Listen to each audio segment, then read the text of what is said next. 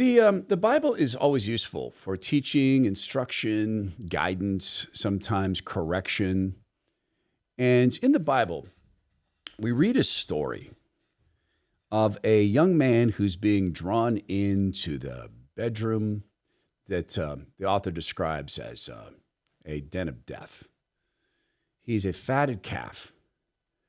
And in this story, we're reading from a perspective of a guy who later found himself drawn in to the very same thing. But he was observing this from afar and writing about it as a warning to his own son. And I'm reading that and I'm thinking about, of course, the concept of sexual temptation is familiar to nearly everybody. But there's many, many things that are seductive. And some of the things that are seductive, we don't think of as seductive. Many things that are addictive, we don't think of as addictive.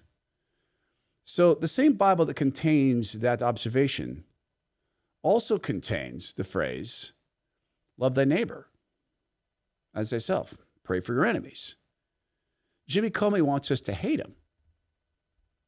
So let's not.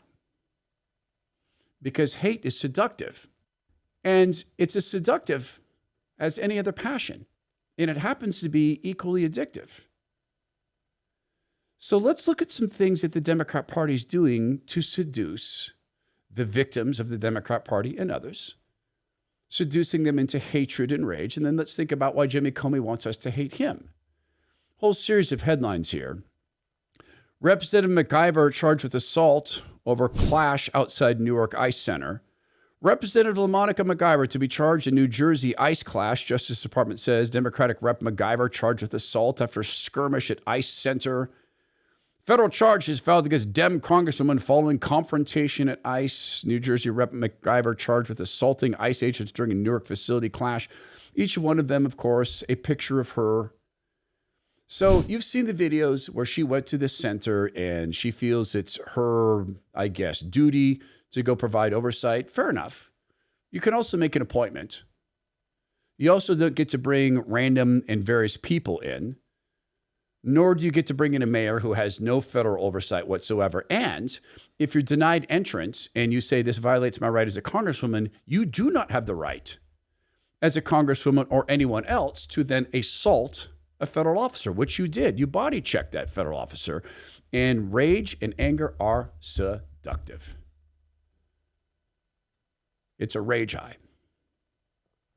When Solomon was warning in the book of Solomon about not being seduced by this woman, he's warning this young man, you're going to your death. And he didn't mean physical death, just as God in Genesis wasn't saying, you're going to drop dead right now in body form. No, we're going to introduce death into the world when you sin. Solomon didn't mean that. He meant spiritual death, which Solomon then decided to put upon himself by having concubines, etc. Same is true with anger. It can lead to spiritual death. So the political reasoning for this from the left is they need to keep their voters in a state of rage, in a state of fear and panic, because it's attention-getting, it's building up for the summer of rage, which they intend to have. And man, it's seductive. And if you've ever been in the thing where I used to do this, you get into social media arguing and you're out there setting the world white and you own the libs, baby.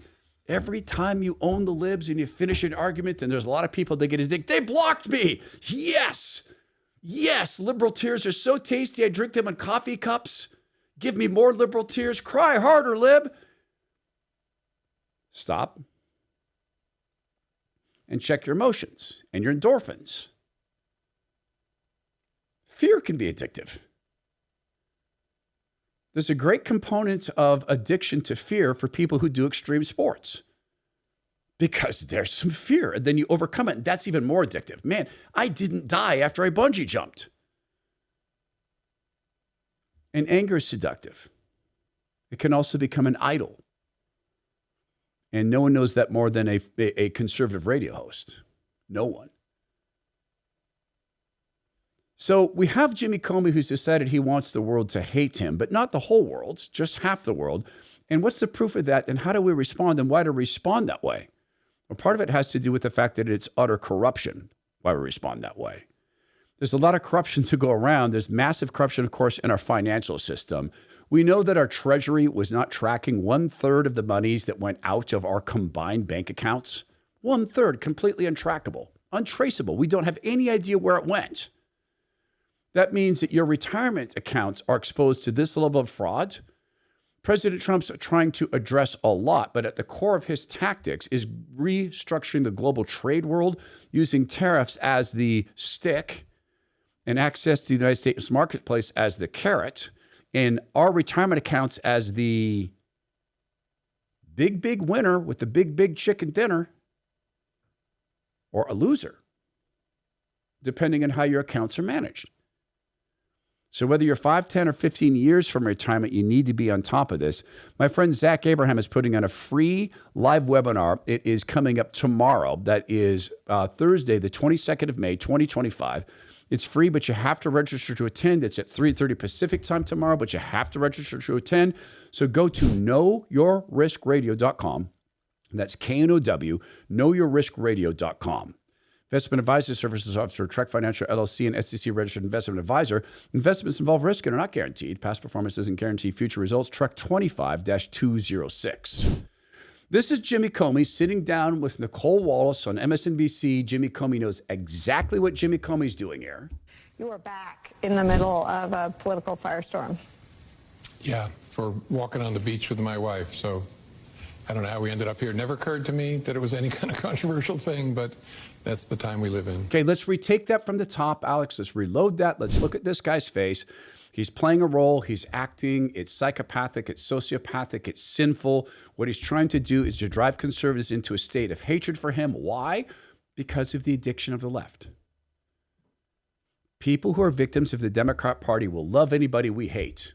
And all too many conservatives will hate anybody they love. And that stuff is addictive. It's very difficult to walk away from an anger life because God designed us with hormones. And sometimes they feel good to have. And if you no longer have the anger, I know people who've been motivated by anger. That has been their driving force in their life. And when that anger's been gone, they've gone through periods of questioning. Who am I? Where did, quote, my power go? So let's see Jimmy Comey again and look at the smugness. Look at the completely smug attitude. You are back in the middle of a political firestorm. Yeah, for walking on the beach with my wife. So I don't know how we ended up here. It never occurred to me that it was any kind of controversial thing, but that's the time we live in. So let's start at the very, very beginning. He knew it was controversial to post the 8647.